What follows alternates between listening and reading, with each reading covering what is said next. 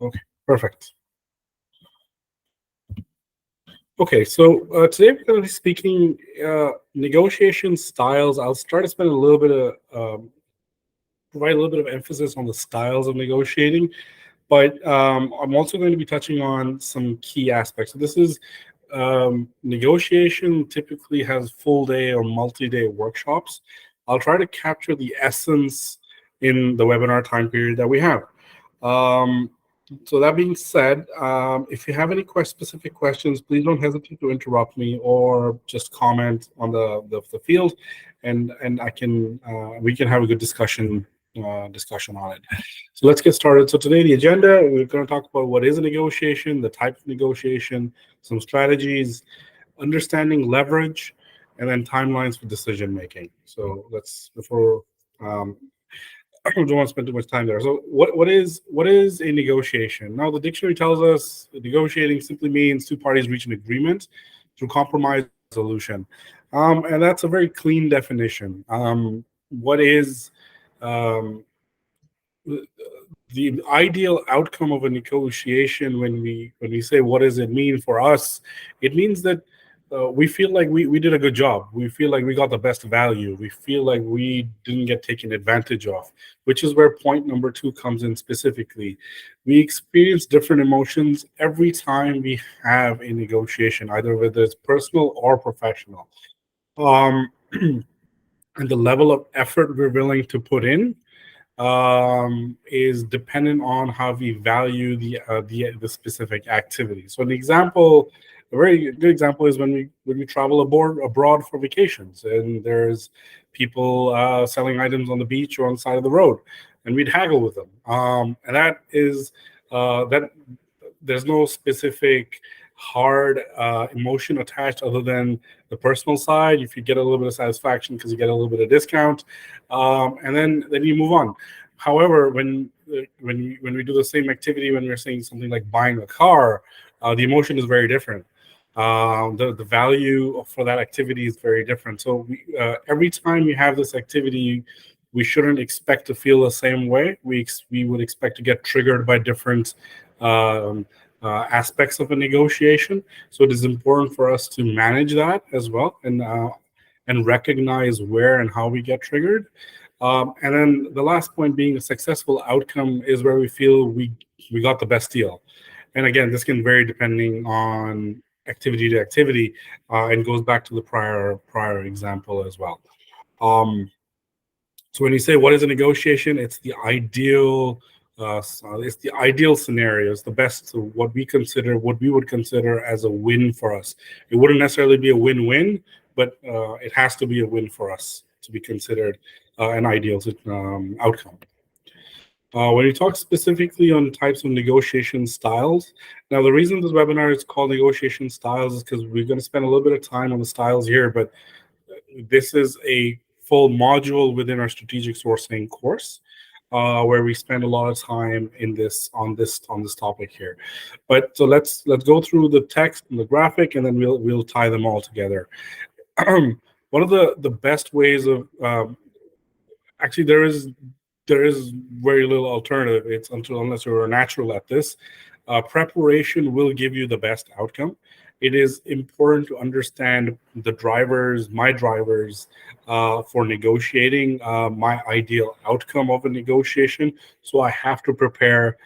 We have to go through the exchange. We have to go through the bargaining phase. We have to go through concluding it and executing it. These two steps here need to happen quickly, to take advantage of the positive mood that usually when you feel the positivity at the end of the bargaining stage. Because at the end of this stage you feel like, okay, I think I got a good deal.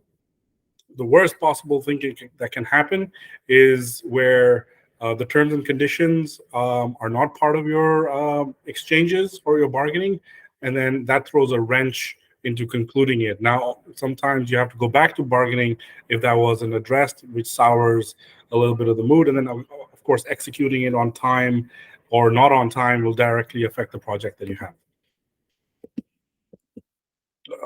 Where is this? So yeah, so this is over here. In terms of negotiation styles, we have the top left quadrant, which is degree of assertiveness, dominating, which is I win, you lose. Then we have the just below it, the y-axis being degree of assertiveness, the x being degree of cooperation. We avoid the negotiation. We actively avoid it. It's a lose-lose. We become accommodating, so we lose and they win. And it is very this lose-win language is how we would want to address this conversation as a bit of a radical, as a bit of a candid way of speaking to it. There are very real outcomes, and then the best situation is a win-win.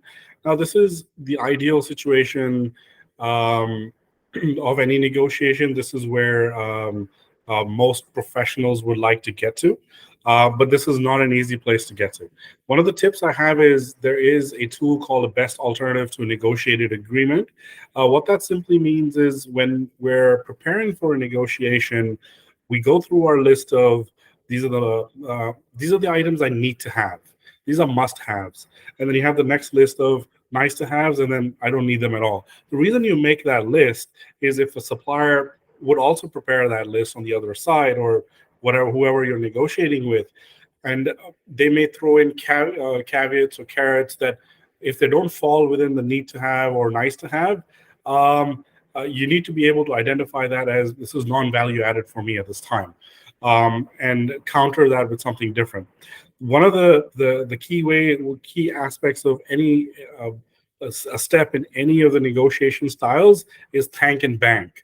So if somebody was to come in and say, I'm going to go over to a car negotiation here, you're going to go in and say, oh, wow, I'm going to throw in anti-theft technology for free. It's not on your list because you feel like you could get a better price or better quality off market. However, since it is a value added that has been offered, you have to communicate, in the way, thank you, that's a great offer. Let's put that as part of the package on the side. You have to communicate that you've taken it and you've put it on the side. It is something that means something to you, but it does not address your concern. So thanking and banking is corny. It's a corny label to it, but it is also part of a negotiation technique. So you every little win that you get, you start banking it. The most, and then we have in the middle, we have compromising. Sorry, I didn't actually speak to that. A lot of, I'm going to speak to procurement professionals.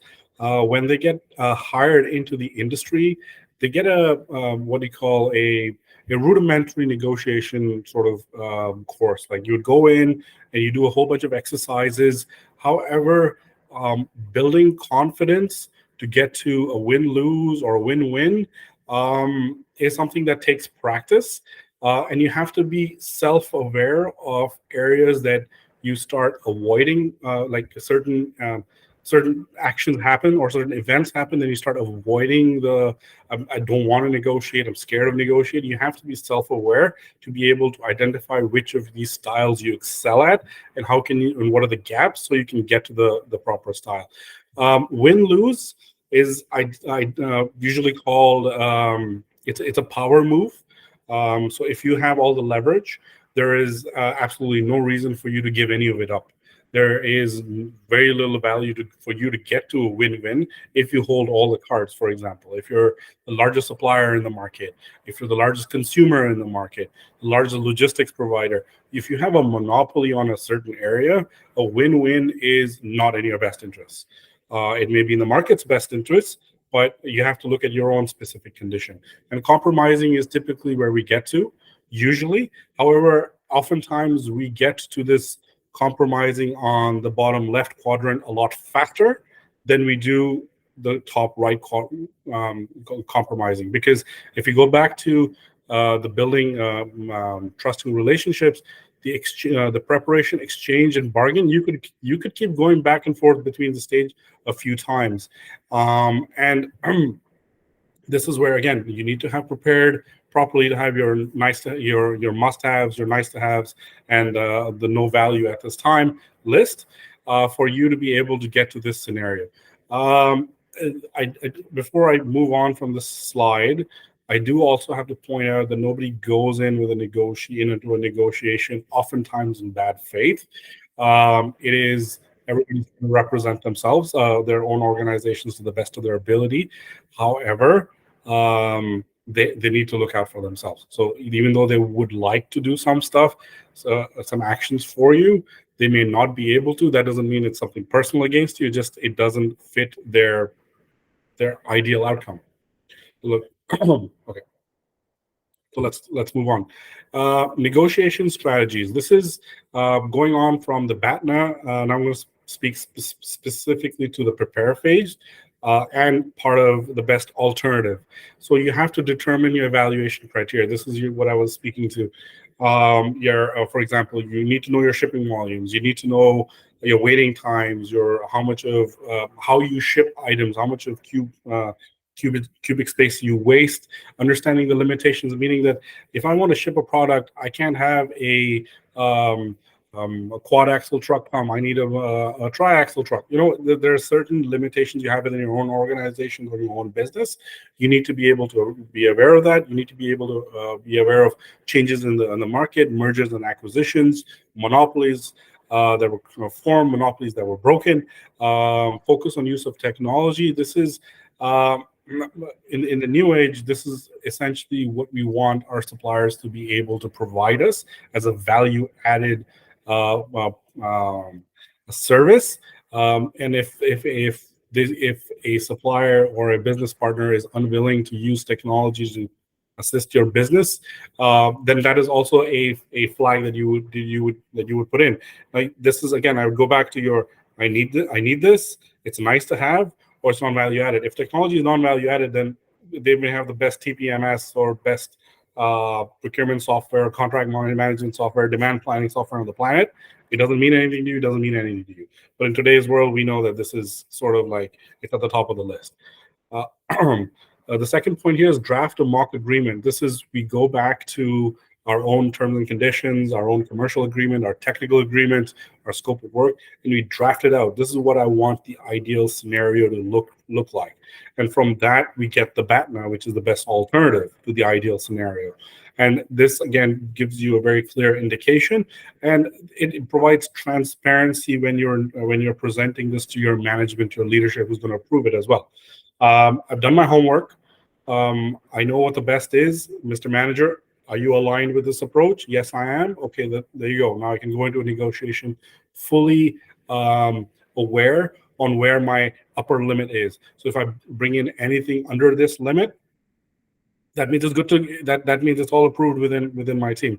If I go above, then you'd have to go back to your leadership and present a different view of the agreement, which is all fine and well as long as you're willing to show that you had the preparation to do the work. It makes the last part of concluding a lot more smoother. And then this is key here. I put this in. The lowest price must match the service reality within your business. Sometimes, it's the cheapest price is not the best price. Is true to a certain extent, more so for services than it is for goods.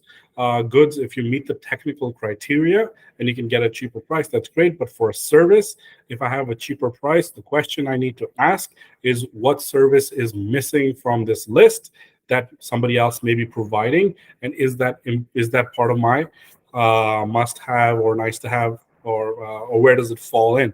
So when you look at the commercial proposal, it needs to match the reality of your business. All of those are part of your prepare phase that we go through. And then understand your own leverage, right? So leverage is defined as a lever that converts small input into a greater output. That means, for our understanding, this means that we take what we consider as uniqueness, our uniqueness, and convert it into a great output in a commercial contract, which may mean larger, I have a list there. So larger safety stock, vendor managed inventory programs, profit sharing, margin reduction, and a whole host of other things that we could put in there. And Understanding your own leverage comes from preparation, of course, doing your sourcing strategy, preparing for negotiations, preparing for the RFP before you even get to a negotiation, and that can a well prepared RFP and negotiating package will get you a better outcome for your business. So understand leverage, and I keep saying. I don't want to reiterate that a lot of this stuff, you're not doing this alone. A lot of it is input from other aspects of your business as well. So you know, the vendor may give me a larger safety stock, but I don't have any space for it on my business. Warehouse would tell me that.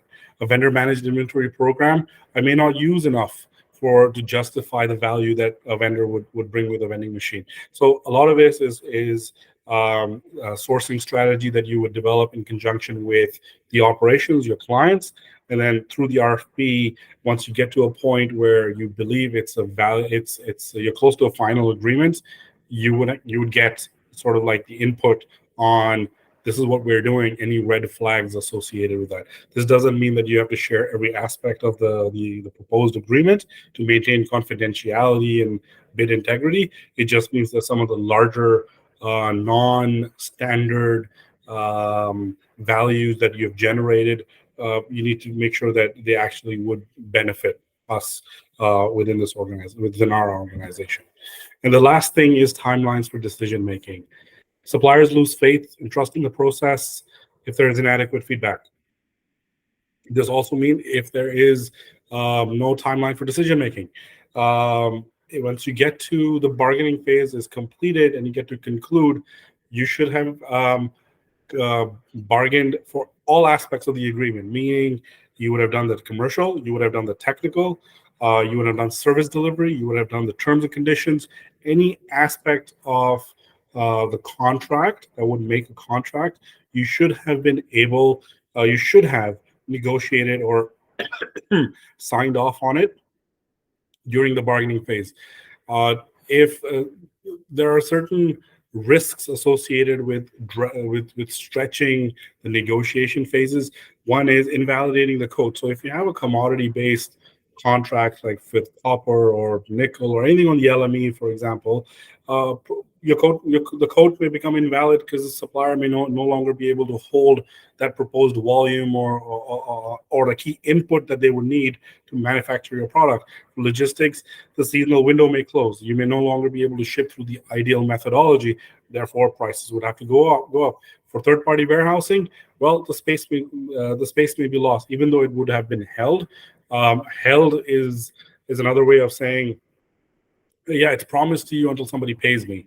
And if somebody pays me, then that's obviously a lot more value than the promise of payment. So we have to be cognizant that when we're making decisions, we have we try to stick to as rigid as a timeline as we possibly can to go through each phase. Obviously, you have to end the bargain phase believing that you have the best option on the table. But then you have, but the conclude phase needs to be quicker, so that you can take advantage of the optimism that you've created, and then that can roll into the implementation of the contract per se. So, so the last point, again repeated many times, is all the above may cause a proposal to lose value because time was lost, and that may not be the ideal scenario for you. Okay, and this is sort of the end of the webinar. And I had mentioned there was going to be a high level. I try to put as much information as I possibly can, but like I said, this negotiation and analysis module is a separate module that we have within our training course. The strategic sourcing teaching course is designed for a 2-day course. We can adapt it to a 1-day as well. And within that, we have specific modules assigned to this activity. The next webinar is going to be on the analysis phase, the types of analysis. So you get a feel for, here's the negotiation styles, and here's sort of the analysis that I can actually do to prepare for the negotiations as well. So we're trying to take one module and try to give you the best webinar content possible, as opposed to trying to cram everything together. So with that, I'm going to conclude our webinar, and I'm going to see if you have any questions.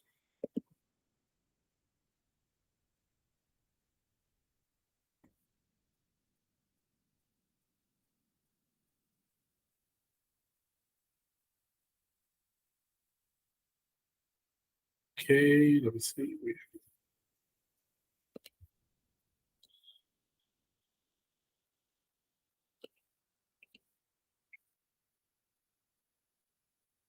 Okay, since we have no questions, thank you for attending the webinar, and have a great rest of your Wednesday.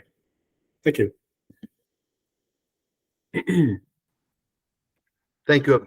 Thank you, Shafi. That was great. Thanks. Thank you. All right. All right. Bye-bye.